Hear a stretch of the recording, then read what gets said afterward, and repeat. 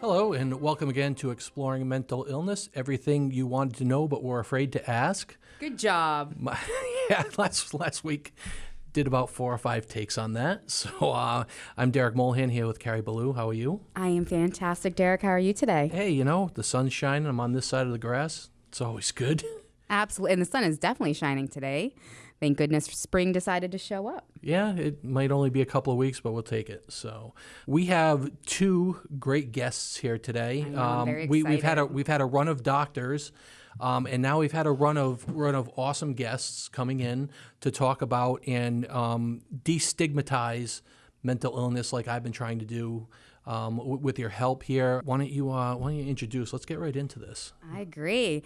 So we have with us Allie and Christine. Full name. So Allie Beard. Yeah. Wonderful. Allie, tell us a little about yourself. I'm 19 years old. I just finished my freshman year of college. I actually got home like an hour ago, and I'm so happy to be here. Please don't gloss over where you go to school. Oh, she will. I absolutely will.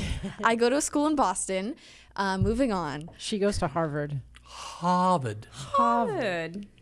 We have to do a little pun. Okay. It's Harvard. Oh, Yeah. Fantastic. gotta Congratulations. embrace What are you it. studying? Thank you. Undeclared right now, but thinking of going into the neuropsych field. There's always a job for you at Fuller.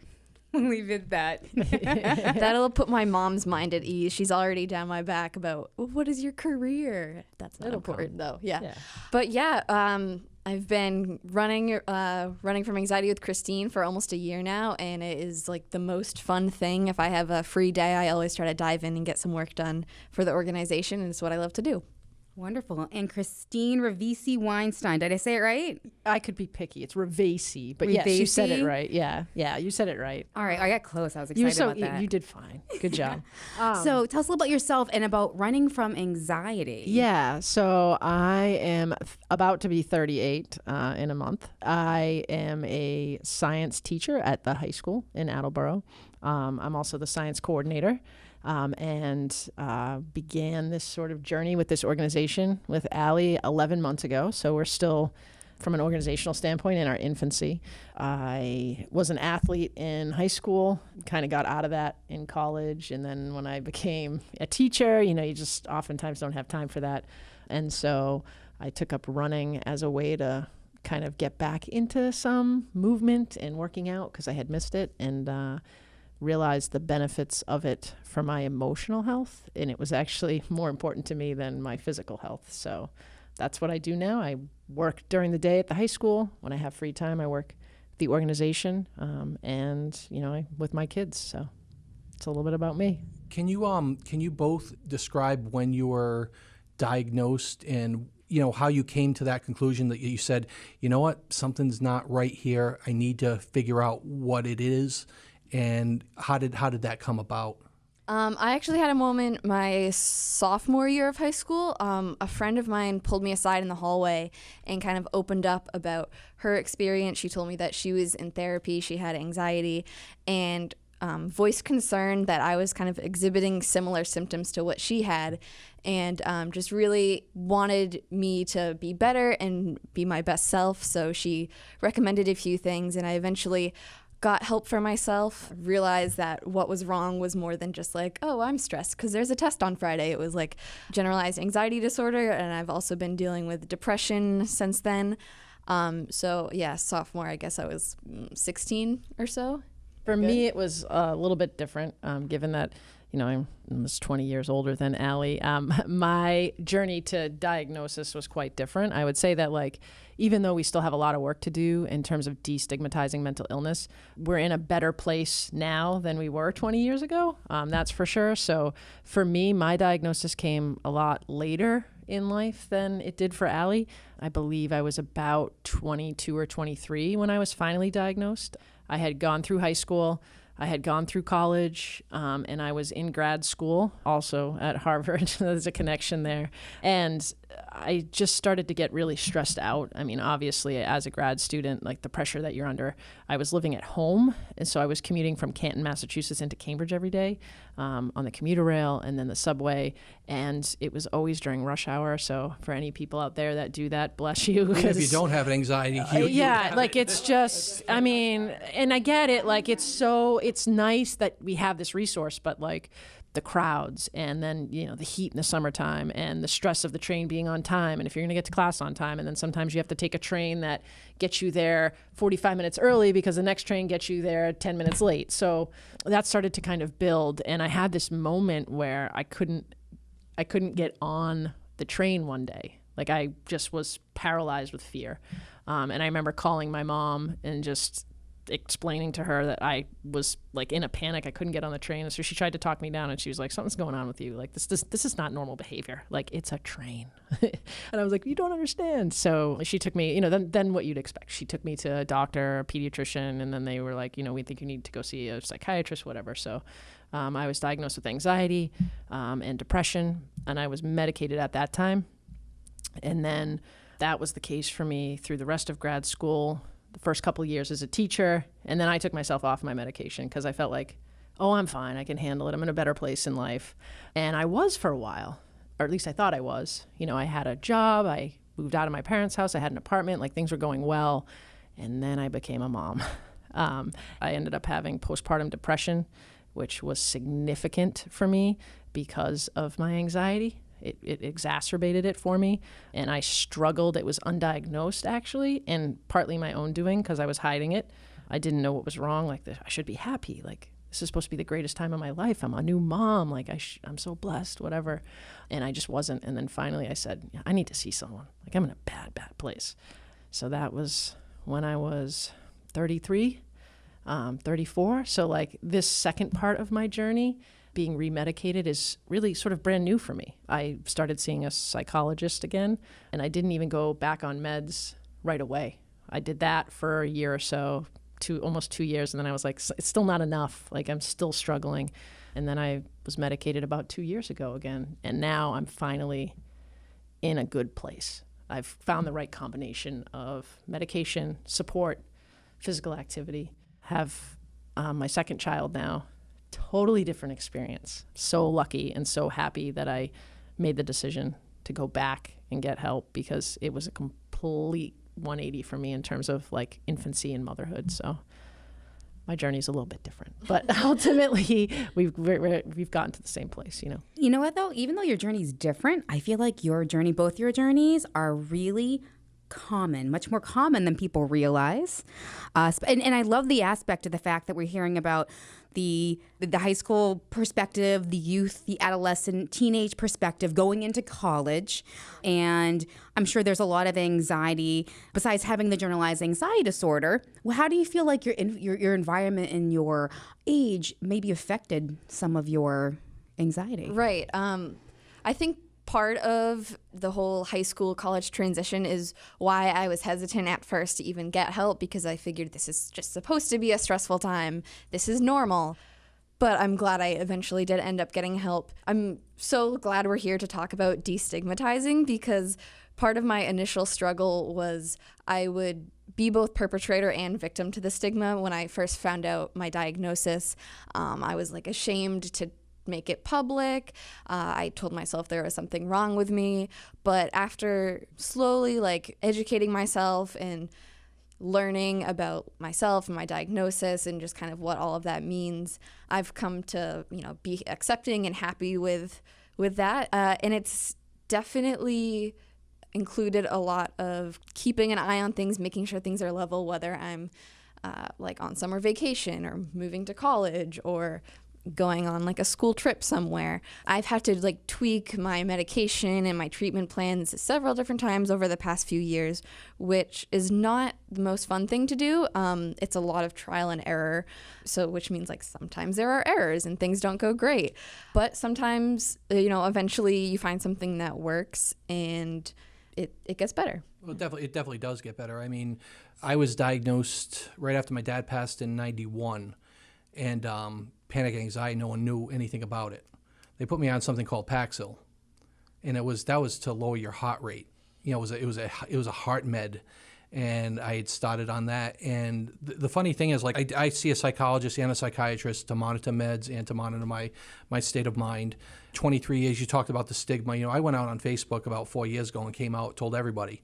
And that was like the last thing to get off my back was, hey, listen, my car can only break down so many times. I can't lie to people anymore. Right, yeah. But I think the greatest thing that we've gotten from this podcast, I think this is episode, 4 or 5, it's awesome to know that there's really no change in what we hear from people. Everybody goes that same route. It's just a different way on how to fix yourself, because obviously every person is different. And I've had regression therapy, and I remember having a panic attack at 6 years old. And the thing is, as your mind grows older, as you get more mature, I was always afraid of having a heart attack because that's what my dad died from. He was only 48 when I was 19. And then I was telling Carrie, you know, I couldn't watch ER or House because they'd run through all the symptoms. Oh, I got that. I'm going to the hospital. But everybody's journey to get to where they are may be different, but everything starts the same. And I think that's a very encouraging, and it should be I can't say comforting, because going through this, you guys know, it's horrible. It's excruciating. It is. Well, and but it's isolating too. Yeah, but it's Exhausting, comfortable that's a word when I you like to hear use. that everybody is going through the same thing. And like I said, each individual has their own way of getting to where they need to be. Listen, I'm happy where I am right now. You know, the things I wanted to worry about 20 years ago, getting married, having kids, yeah, I had to put that off 20 years. But I wouldn't have been able to handle anything like that. I think, Allie, you're lucky because you're young, and this has come to the forefront right now. Like I said, I always tell, they do us a disservice. Hey, take the happy Abilify guy, you know? And like you said, trial and error. And a lot of people don't realize that the side effects of anti-anxiety meds are anxiety. Right. So trying to find that, you know, I tried Prestique, and it made me 10 times worse. And it was absolutely ridiculous. I would never wish this upon my worst enemy, but the way everybody was diagnosed, myself included, it's the same. We hear it the same thing. And I think that can be comforting, because sometimes you have to check yourself when something's happened. All right, is this what this happened before? Because the longer you go without a panic or anxiety attack, it's going to feel brand new. Yeah. When you have them, if you guys agree, and then you have to make that mental checklist. I use my mom as a reference. Hey, Ma, when I had these panic attacks, and I have journals too that I can look back on. Right. Do you guys have to self-check sometimes to keep yourself in check? Actually, she and I do a really good job of like checking each other. So like what'll happen is if like we're going through an emotion, I'll shoot her a text and I'm like, rational or irrational? And she's like, that's irrational. And I know that might sound ridiculous to some people, but when that's called a support system. Well, it is a support system, but like for me, I know that it's really just a battle between my intellectual brain and my emotional brain. And the emotional brain is where the irrational thoughts come from. And it's so hard to turn that off sometimes.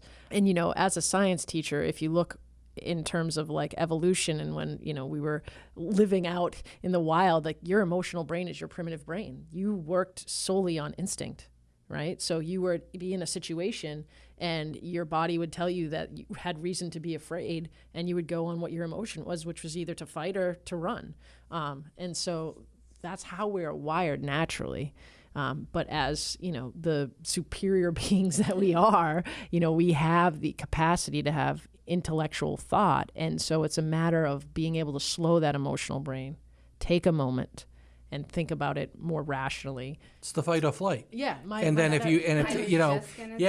then everything snowballs. And like you said, you have to take a beat. I look back at some of my journals. They would say, write down everything you're doing when you're having your panic attack. All right, afraid to die, afraid to lose my mom, and then by the end, well, I heard in 10 years an asteroid might hit Earth. And I see how ludicrous, how snowballed this thing became. Now, as a science teacher, did this just perplex you? Well, it's funny because I was diagnosed so late. I actually look back on my like teenage, high school, middle school, you know, youth self, and I see all the signs clear as day. I do the same thing. Just ridiculousness. Like, I'll give you an example. At the time, I just thought it was completely reasonable. So obviously anxiety is about control. So the things you can't control are the things that make you panic. And so what ends up happening is that you obsess over the things that you can control, as ludicrous as those things might be. So when I was in high school, like, I was meticulous with taking notes and making sure that they were perfect because I could control that.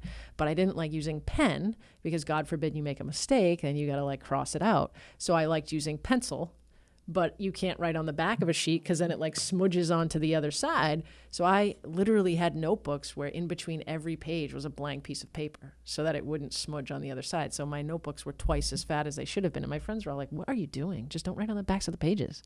And I was like, no, like, this is how it needs to be done. So I'd have to like turn a page of the notebook, take the blank page, move it over, turn the next page of the notebook. I look at it now and I'm like, that, like, someone should have pulled me aside and been like, take her now. Like, this girl needs help. So it's just like, you know, at the time that was like, no, this is my normal. You know, now that is so far from my normal. You know, I used to be someone that was meticulous about balancing my checkbook, right down to if it was off by a penny, it was like the world was going to, you know, come to an end. I get on my medication, I take Zoloft, and I don't balance a checkbook anymore. I don't do it. Like, I have no desire to. It's like, that's why there's online banking. Like, you go online. Just check the app. You just check the app, right? Like, why am I going to write this out? So it's like freeing, but then I don't check it enough that my account got hacked. And I was like, This is like, now I have anxiety about that. So like, That's a whole different story. Zoloft, like, help me remove this anxiety from my life. Now I'm broke because of it. So like, yeah, it's interesting to look back on myself and sort of see. But that comes kind of like with wisdom in general. And then when you start your therapy and you're taught to like really be able to, you know, step back and look at things more rationally, you start to see these little signs and you're like, that was hysterical. I cannot believe that was me. Yeah. You know, it's just a ludicrous thing to do. So, Carrie, that sounds like possibly which is a mental illness, a component of mental. She might have had some OCD going on. Well, you know, what I was thinking more so of was when we had Melissa Holcomb on, and we were talking about, she's the clinical director at Fuller, and the topic was getting the clinical perspective on anxiety, where it comes from, when does it become an issue, and so one of the things she mentioned is everybody experiences anxiety, and there is such thing as a healthy level of anxiety. It's when it becomes a detriment to your life is when you really start to have to think about, do I need treatment? Should I see somebody? So writing in a notebook the way you did could be classified. You can throw on an OCD component of it, which is also an anxiety disorder, whatever. But no one would look at you and pull you aside and say, oh, Christine, listen, you need to go on meds right away. You're putting every other paper in between. Because to a point, some of our anxiety is truly healthy. But for some of us, the ability to be able to control it and regulate it, and our bodies be able to regulate it, is really where the issue comes. And we talked, and you'd mentioned fight or flight. Yeah, because if we got rid of all of our anxiety, I mean, that's how our ancestors lived. You know, you either fight or run to live another day. It would kill you. If you had no anxiety, you would be like, oh, there's a bear. Yeah. Okay. Yeah. I don't care if he eats me or not. Completely apathetic. Exactly. You need that fight or flight, but when you're short-circuited, you know, all hell breaks loose. Yeah. Exactly. And we're lucky enough that I don't know if Dr. Herbert Benson's still at Harvard, but the Mind Body Medical Institute through Harvard Medical School, Dr. Benson founded that institute. And of course, Dr. Benson's known as the founder of the fight or flight response. So you guys are talking about your medication management. You're both on medication, but you're balancing it out with... So for me, I balance out my medication with, well, I have therapy as well. That's a huge component for me. And I balance it out with a lot of self-care. We call it selfish self-care. That's Allie's, like, she uses it constantly to remind me. That's her favorite thing. So what's an example of selfish self-care? So selfish self-care would be like being able to say no to someone, knowing that you're going to disappoint them because it's going to be something that you're not necessarily comfortable doing, right? So like, case in point, we were supposed to watch the Boston Marathon together this year. We had made plans. We really wanted to go together. I knew how important it was to Allie. I look at the weather report. I can't stand the cold. I don't want to be wet. It's going to make me anxious because don't want to get sick, right? Then the hypochondriac in me starts to roll through. Like, then I got to take time off of work. Oh my God, like, I don't want to do this. So now it's starting to snowball. I'm like, I just got to say I don't want to do it now. So I had to call Allie and say, unfortunately, I don't want to watch the marathon now. I don't want to stand in cold and get wet. So that's self-care. But for me, like a majority of what I do outside of my therapy and my meds is I exercise. It's huge for me. And I have a heavy bag in my garage that I sometimes wail away at. But for me, it's just really important to be able to sort of escape and take that energy that I have that gets pent up when you have that anxiety and like release it. So going for a run is huge for me. Just, lifting some hand weights that I have is really important for me. I always feel like I've accomplished something. I always say like, I hate working out. I love having had worked out, right? As you feel like no matter how bad the day was, like I did that and that was something good. The end game, right? Yeah, it's You're the happy end with game. It's huge. So like for me, it's a balance of all those things. It's not any one thing. And, I think that's important because for everybody, you got to find the mix that works for you. So for some people, it might just be the medication. For some people, it might just be the therapy. Who knows? For some people, they might run every single day. I don't do that. So it's a matter of like finding what works for you. Yeah, there's no universal solution. Right. So what do you do, Allie? I also have a mix. My mix isn't exactly the same as Christine's, but I am on medication and I am in therapy. One of the things about transitioning out of high school into college was kind of finding the right balance for me. I did play around with, maybe new college, new lifestyle, maybe I won't need to be in therapy. That was a trial and error that kind of ended in an error. So now I've learned that about myself, and I learned that I do benefit from talking to someone every week. I participate in selfish self-care whenever I need to take a moment for myself. And I also do get a lot out of exercise, and I think control also has something to do with that. That's something that I can control. But I really find that it just like clears my mind. It sounds so cliche, but getting up and moving, I even like to tell people, even if you like sweep your hallway, it's still moving. It's still more than the person who sat on the couch all day, and it gets those chemicals in the brain flowing, and it really feels good. So that is my go-to. Thankfully, when we have weather like this, I'm able to get outside and just go for a jog. Also, I don't know, I drink tea too. Yeah, that works. I like the little tea plug. Yeah. One of the things that I've started more recently, you had mentioned journaling. I do find that that's helpful when I think or I have the time to. It's not something that I do on a regular basis. It's usually if it's like just right there for me to grab. Otherwise, I'm probably going to choose exercise over it, but that is something that I will do. And I force myself to go back and read it. I think it's sort of important so that you can kind of like checks and balances with your headspace. Was there a moment where I felt this low before? What triggered it? How did I deal with it? That type of stuff. So I do a little bit of that. I probably could stand to do more of it, but it is something that I kind of have as, something I can do if I need to. So There's two things that I didn't like hearing, okay? You had said that you were going to try brand new school, brand new life, right. And you said that was an error by figuring you weren't going to need somebody. Right. That wasn't an error. That's what you needed to do. That wasn't an error on your part. You might say trial and error. You didn't make a mistake. You just figured, hey, I'm going to try to do this on my own. That's a learning experience. Right. Now you know. There are no errors along this in a journey when you're trying to figure out what's best for you. And when you say selfish self-care, it's not selfish because here's the deal. Well, that's a little disclaimer we throw in there. Like it kind of sounds like it has a negative connotation, but we like to think of it as selfish is really positive in doing something. Okay, I was going to say yourself. Because if you don't, if you don't take care of yourself, who is gonna? Well, exactly. That's kind of and then you can't help somebody down the road. You have to take yourself out of situations that are going to cause triggers. Yes, you got to know what your triggers are, and that's part of the. For me, that's been a huge eye-opening thing. That's the exhausting thing, right? Like, if it was a gorgeous day outside and you were just like, I don't feel like going to the marathon because I'm depressed. Well, then you go. Right. But you force yourself. Yeah, you had legitimate reasons. Right. Not It's to, just not to go. In the past, I would have done it anyway because I am crippled by the potential of disappointing people. So am I. I want to make everybody happy. People You know how many times I've been burned? Yes. So I would have still gone.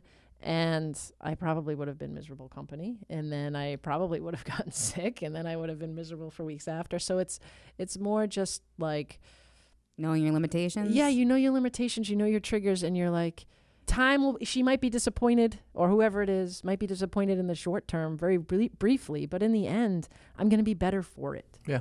And that's important. And also for me, and I'm not trying to downgrade Allie's experience by any stretch of the imagination, but now that I have children, there's a lot more at stake in terms of the decisions that I make. You know what I mean? So I'm always trying to put myself in situations and positions where I'm not going to be triggered, because it doesn't just impact me. It impacts my kids. And so I want to, it's so, like she said, it's so cliche. I want to be the best mom I can be, it's real. I don't want my kids, one of the things that I struggle with now is because my experience with infancy between my son and my daughter were so vastly different, because with my son, I was not well. And I was so much better with my daughter. It's ridiculous. My son was less than a year old. He's never going to remember it. I have that guilt of thinking, like, did he know that I wasn't at my best? Like, my daughter got my best. He didn't get my best. I have guilt over that. And my husband just says, like, honey, like, again, it's not anything you did wrong. Like, it's just part of, you're better for it now. Like, he's happy. He's got a mother that's doing great and is content with her life. And that's all you can worry about. He's not going to remember. My mom feels guilty to this day. She was an alcoholic. Yeah. For most of the time when I was growing up, and she threw all the praise on my sister, and I was the guy left behind. Yeah. But you know what? It was a disease just like anything else. Yeah. And now she's been clean and sober for 22 years. That's amazing. Do I hold that against her? No, not at all. Right. That was just, the hell I put her through that I feel bad about when they're taking me away in an ambulance and she's bawling her eyes out because she feels there was nothing she could do. Well, there wasn't anything she could do. Right. It was out of her hands. She had to, and I feel horrible about that. And she's like, listen, we make a deal. You don't feel bad about my alcoholism. I'm not going to feel bad about, so you come to terms with it and you try to put it behind her. But as a mom, she's always, I regret, being an alcoholic and not being able to help you. I'm like, Mom, you can't put that on yourself. Yeah. It's one of those things. So, you don't ask for this. You don't ask for this mental illness. She didn't ask to become an alcoholic. Right. So it's all your journey. Yeah, because no one would choose any of this. No. Like when you're in the middle of a panic, you're not like, oh yeah, this is great. This is a great time. Like, sign me up for this. This is precisely what I want to be doing right now. And that's part of the destigmatization. I think there's a lot of misconception around the idea of, just choose to be happy. This is not necessarily a choice we make to have this diagnosis or, be depressed. A lot of work goes into it, and it's exhausting sometimes. And that's why it's important to take those small things that may seem selfish in the moment to better yourself, so you can be a better person to those that you love, and it ends up being less selfish in the end. You hit it on the nail on the head. You have to take comfort in the little victories. Anxiety and panic and depression, not only does it mentally, but physically it takes it out of your body. So, but like you said, you take those little victories and if you think it's selfish, that's fine. But man, I'm so glad you said that, because in the long run, it ends up not being selfish because you're more available to the other people in your life. The little victories are the ones that build up, because little becomes bigger, becomes bigger, becomes bigger. And then those little victories, they get you going in the right direction. And they give you confidence. Well, that was the other thing, take the victories when you can get them. And I'm so glad that you recognize that. Last week I went to my therapist and I had, we were talking about the positive things, and I had run a race and placed in the race, like a huge thing. And I had a couple other big things that were going on. We are sponsoring a softball team in Attleboro. So we got the team shirt, these huge accomplishments. And then one of the other things that I had told her that was positive was the way I responded to an email. And I could have won a major award, but what she was most proud of was the one sentence response to an email. That was such a small thing, but in the course of how I react and respond to things in my emotional brain, it was a huge victory that she was like, look, I'm proud of the race, I'm proud of the softball team, but I am damn proud of the way you responded to that email. That is amazing. So that was a tiny, tiny thing, but she was like, I am forcing you to celebrate this. So let's touch upon that for a minute. We talked a lot about control, right? You can't control your genetics. You can't control the environment, the events in your life that may lead to trauma or anxiety or depression, even outside of genetics. But what you can control is how you respond and react and treat your symptoms, right? Can't control genetics. There's no way you're gonna do that anytime soon, not without a lot of research and a lot of money. But even that aside, what's most impressive is the way that you guys are approaching your mental health. It's the fact that you are looking at it as a holistic approach. It isn't just about medication management. Exactly. You're not relying 100% on your medications to be the magic pills that are going to make things better. You are understanding, based on your experiences and probably some research, both being scientists, I'm sure you guys put two and two together, that there's a metaphysical component, and that there is diet, nutrition, exercise, yoga, wellness. There's so many holistic ways to approaching it, and it's finding that balance. Yes. For myself, I work a lot with individuals who have what's called a dual diagnosis, which is a primary psychiatric diagnosis but co-occurring substance use disorder. That's a mouthful. It is. Yeah. I say it a lot.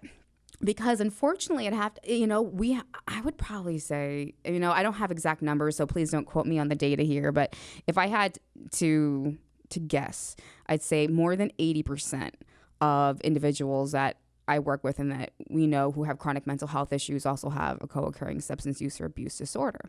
Okay, because a lot of folks are self-medicating. They're not choosing to put on a pair of running shoes and run and address their anxiety or depression in that way.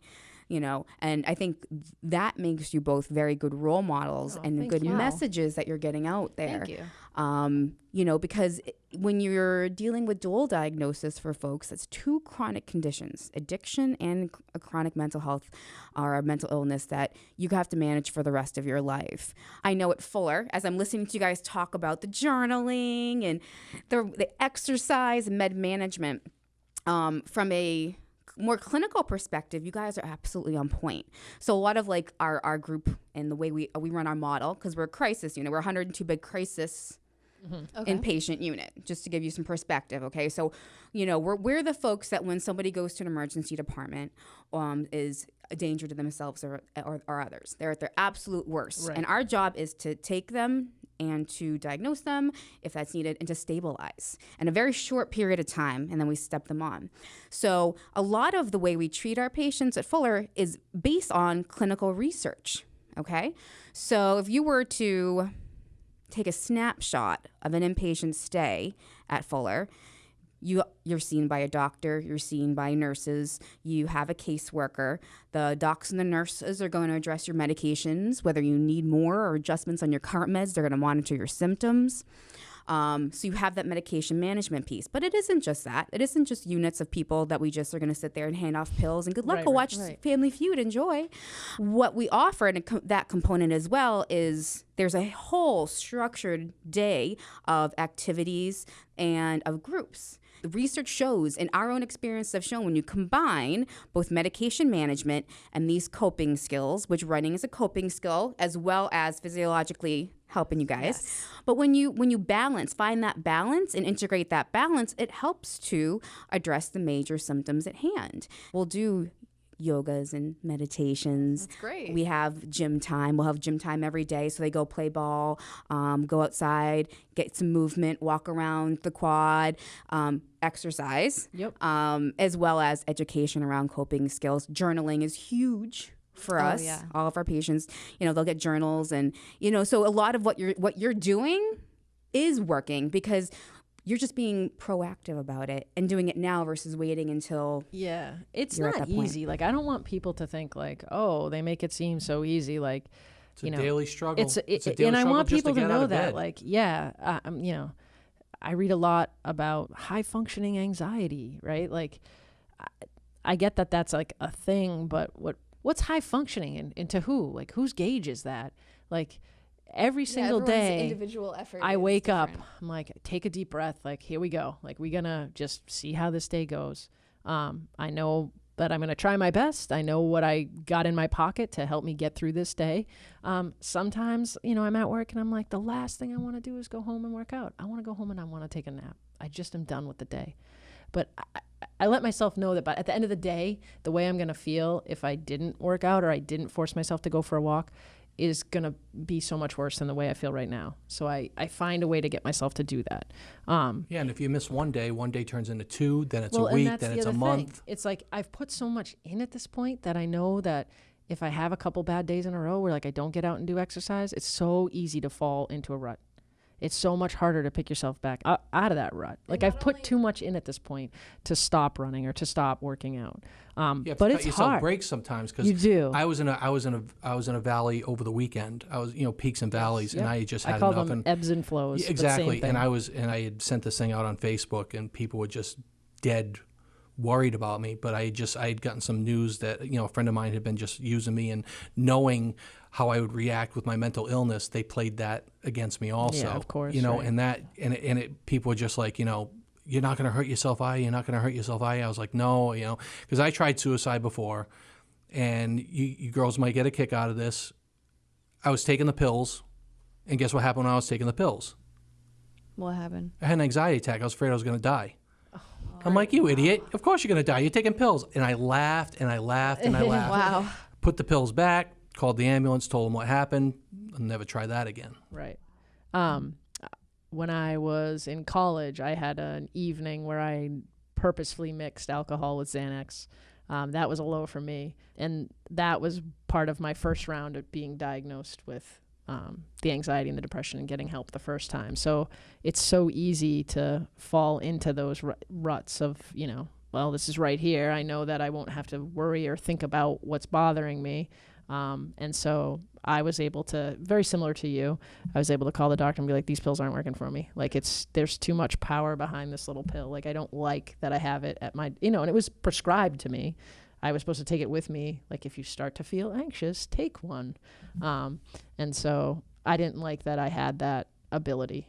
It was like, I didn't trust myself. So it's just a matter of like finding other ways. I work out, and the high I feel after working out is a natural way to feel the same thing as like grabbing a Xanax, so it's just like it's choices that you have to make, but you got to have a good support system around you too. And I want people to know that as well. Like this doesn't all just happen in a vacuum. This isn't just all individual strength that I have in myself to like make the right choices. I have a husband who's amazing and has been on this journey with me. He obviously affords me the time to work out or go for a run when I want that. That would not be possible without his help and taking care of the kids or whatever and giving me that time. And just having, people like Allie to reach out to and say, some advice, or I need to vent, or whatever the case may be. So it's definitely a daily struggle. And I think, you just really have to find that right mix. So that leads me to my next question, a great segue. Think, Run, Fight. Why don't you tell us about this charity that you've started on behalf of people suffering from mental illness? Yeah, running from anxiety kind of started, Christine and I both realized that we felt better, not only physically but mentally when we got up and got moving. We started going on runs together, and then one day just kind of had the idea, well, if this is so beneficial to us, there must be other people who we could help. And we really try to focus not so much it has to be strictly running, but just do whatever is going to make you feel better physically and also mentally. So when we hold community events, we focus on creating a holistic, supportive environment where people are comfortable to maybe try yoga if they've never tried yoga, or try jogging if they've never tried jogging, but also a place where they can come and just feel like they don't have to hold back any of their issues. Maybe they just want someone to talk to. We have 3 main goals of the organization. Our first and most important goal is to remove the stigma from mental illness. So we are clearly very open about our stories, and we encourage others to be as open as they are comfortable with, because we want to get the point across that there's nothing to be ashamed of in terms of mental illness. Sometimes it's thought of as taboo to talk about, but I am a firm disbeliever of that notion. Our second goal is we just want to encourage people to get active and get moving and get themselves in a place where they can feel their best self physically and mentally. For us, that's running. For other people, that could be a whole list of other things. But we find a lot of joy in seeing others make that revelation for themselves. And then finally, our third goal is to provide scholarships to high school students. So the high school students can use those funds if they want to put it towards college or further education, or if they need to fund their health. That could also be used for that. And one of the other things we do too is that we realize that in some circumstances, people might not be able to go out for a run or to exercise. And so to be supportive and still create community in other ways, we also hold monthly support group meetings. Right now, we've been doing that at the Boyden Library in Foxborough in the community meeting room. And they're just meetings where we have a clinician there that is to give the advice that like we can't. Yeah, that give. we're not I don't know. qualified Yeah, to I'm not give. qualified. Like, I have my own experience, but I don't know, the actual like If people are looking for terminology, something or beyond it's also there. anecdotes. Yeah, it's also there for like if people want supports or references or where can I go. I don't know any of that stuff, and so we found that that's really been a super cool learning experience for the two of us. And I think that's what's been so amazing about the journey of this organization specifically. One, I didn't realize how important it would be to people. So that was eye-opening to me. Like, I mean, I know that I suffer from mental illness and so many people do, but to have people send you a note or, come out to a farmer's market and say like, what you're doing is amazing. It means so much to me. It matters. You're inspirational. I'm like, am I really? Like, I feel like this just makes sense. Like, this is what we should be doing. It's no different, than if you were diabetic. Would you say, I'm not going to take insulin? No, of course not. And nobody would be like, why are you taking insulin? Like, just make sugar. Like, it's like, right? Yeah. Like, you can't do that. Like, so we it's were like, talking just we walk. were talking last week. You break your leg. Hey, just walk it off. yeah, Walk it exactly. off. Exactly. So we want to create other ways for people to get involved and to feel supported if they can't be physically active. So the support group meetings, I've learned a lot. They've I been look just fun forward for us them. to go to. And they're really therapeutic for me too. People have amazing stories and it's just great. We've got some people that they come to every meeting, which is awesome. And we oftentimes have newcomers to the meetings as well. So we've been really enjoying that experience too. So that's something else that we do. That's another way that you can get involved. You can go to our website at runningfromanxiety.org. We have all our events up there. We include the races that we're running in because every time we run on behalf of our organization. And we also, any places that we're going to be, like farmers market, that type of stuff. You can also buy merchandise off the website. 100% nonprofit organization. So all the funds that we make off of merchandise sales or donations go right back into the organization in order to create money for that scholarship.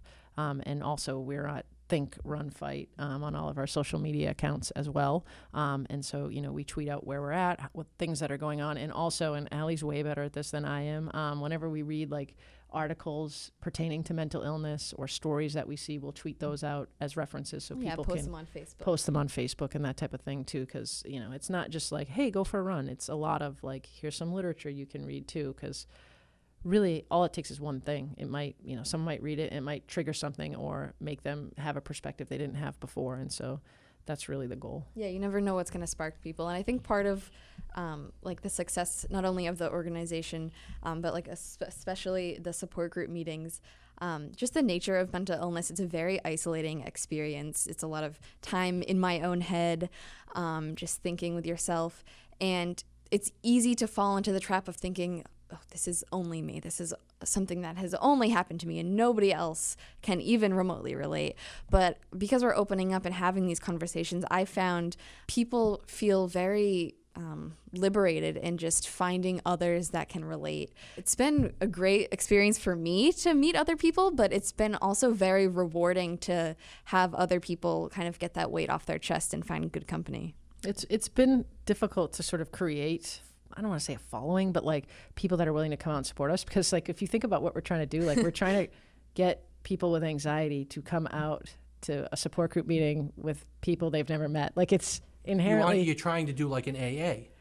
right, but they're inherently anxious. Yeah, they don't I've want to had go people because say, they don't know anybody. So oh, it's I like would love to go to your event, but I'm way too anxious, and there's going to be people I don't It's know. such a double. yeah. You know what I mean? It's like, it's just a funny thing. So But we're having a good time. we with it. feel like in the 11 months we've been doing this, the support that we've received, the encouragement that we've received, the people that have told us that, you know, we've mattered to them, and people kind of like come out of the woodwork almost, or people that you haven't heard from for a while will be like, and you tend to get these messages more often than I do, like classmates of Allie will like send her a text out of the blue, like, I was having a really bad day, and, you know, I saw a post on Facebook and it inspired me. I went for a walk. I feel amazing. And it's like, wow, like That's the best. that's feeling in the all that world we for want to me. do. Yeah, Like, when I that's came out great. on Facebook, I mean, you get the likes, and I followed it up with, listen, I wasn't looking for likes. I just was sick and tired of lying to you people. You people knew, some people knew I had it, and I had like 57 private messages that said, hey, can you talk to me? And I tell people, my phone is on 24/7. I said, unfortunately, but fortunately, I am like very smart about all this stuff. So if you're having a problem, call me, you know. So I get calls in the middle of the night sometimes, talking people off the ledge. And I know that by coming out on Facebook, I've helped a lot of people, and they use me as a resource. And that's not using me, you know, I'm helping them by them using me as a resource, not, you know, by somebody taking advantage of me, because I've offered. But I was surprised, you know, people are like, listen, don't tell anybody, I'm not comfortable with it, you know, being out there. I don't have a problem with that, as long as, you know, that's your decision to make. But you're right. When I did that, I mean, I had like so many people get in touch with me, and then other people would say, hey, you know what? I know this guy I went to school with who suffers from it, and now, you know, it's, hey, so-and-so told me to give you a call. Yeah. Exactly. And one other thing too is, like, we talked about coping mechanisms. I would say, and I didn't think of this at the time, and I should have, running this organization is a coping mechanism for me. Absolutely, without a doubt. Because every time I get one of those messages, it's like, you're inspiring, you're helping me. It's a way for me to be like, I'm going to be okay. Today was a good day. It's a little victory. So definitely, like, we'll be having a bad day, and then we're like, let's focus on the organization. We'll spend a half an hour, do a couple of things, for the organization. We get a couple of things checked off of our to-do list, and I'm like, I feel amazing. Like, I feel really good. Like, I have a sense of purpose. I feel productive.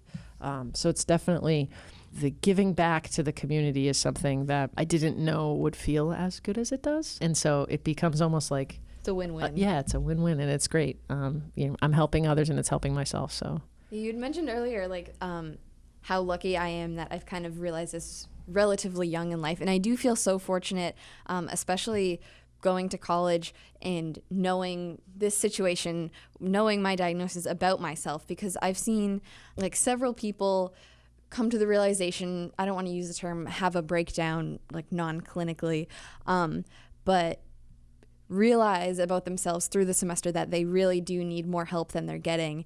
And I've even had people who like live across the hall from me come up to me and say, like, hey, I know you're very open about mental health. Would you be willing to just talk to me? I'm trying to figure a few things out. And it's a great feeling to be able to help someone with that. Well, and there's a hope that a domino effect will happen, because if you reach out to that person and they realize, they might reach out to another person, this person will be like, they'll become you. Exactly. yes, And then that person will reach out to somebody else, and that person will become the next person, and the next person, and the next person. And hopefully we have a whole camaraderie of people who aren't afraid. I've just been an open person all my life, you know, and I've told people, and some people say, you know, ease back on it sometimes, because people don't always want to hear it. yes, You know, but listen, I would rather tell everybody everything and have nothing to hide than hide something. Well, and one last thing too is, my sister once told me, you know, if you want to change the world, you might not be able to change the world, but you can change your street. And if you change your street, maybe you can change your town. And if you change your town, maybe you can change your state. If you change the state, you could change a country. Maybe then you change the world. So it's a matter of, like, you start small, right? And slowly, maybe it catches on. And so I think that's sort of the approach that we have. Like, we would love to have our organization reach even more people than it currently is. But in 1 month's time, I know that I've probably helped way more people than I even realize. And so that's what I focus on. And you're right. There's going to be naysayers no matter what. Once you open that can of worms, you're opening yourself up for criticism as well, which for someone with anxiety is a little bit difficult. But for every person that's a naysayer, you've got way more people that are like, yeah, that's what I needed. Like, you helped me today. So that's what keeps me going. Sometimes the naysayers are the ones who need the most help, Unfortunately. in all honesty. So Yeah. So I can't thank you enough. I think we both are just so appreciative for you guys to be on our podcast. Well, thank you and so much for having us. talking about not just your organization, but the ways that you guys are paying it forward. And I would say that your organization and the role models that you are to each other are paying it forward. Absolutely. So on that note, Why don't you run down? let's run down our contact information. Yes. All right. So for our listeners who want to possibly share their story, offer questions, want more information from Allie and Christine, you can, besides reaching out to their organization directly, you can reach out to us at mental illness at wararadio.com. In addition, for folks that are listening who are in the Attleboro or Greater Attleboro or Southeast or Southern Massachusetts area or anywhere near us, we do have a drop-in center called the You Are Not Alone Drop-in Center that meets in Attleboro once a month. It's the last Wednesday of every month at 505 North Main Street. It's the Murray Unitarian Universalist Church from 5:30 to 8 p.m. And you can learn more about our drop-in center on Facebook at Attleboro Recovery. It is a collaboration of resources around mental health, domestic violence, and substance use, all in one place to help you get the treatment and resources you need. Any questions for me directly or any questions about Fuller Hospital, you can contact Carrie Ballou at 508-761-8500 extension 2354 or carrie.ballou@uhsinc.com. Once again, we want to thank Christine and Allie for being here today. Remember, folks, if you can't and you feel something is not right, you can always dial 911. They're not going to turn you away. Just if you feel something's off, don't be afraid because it could save your life. So for Carrie Ballou, I'm Derek Mulhan, and until next time, be well.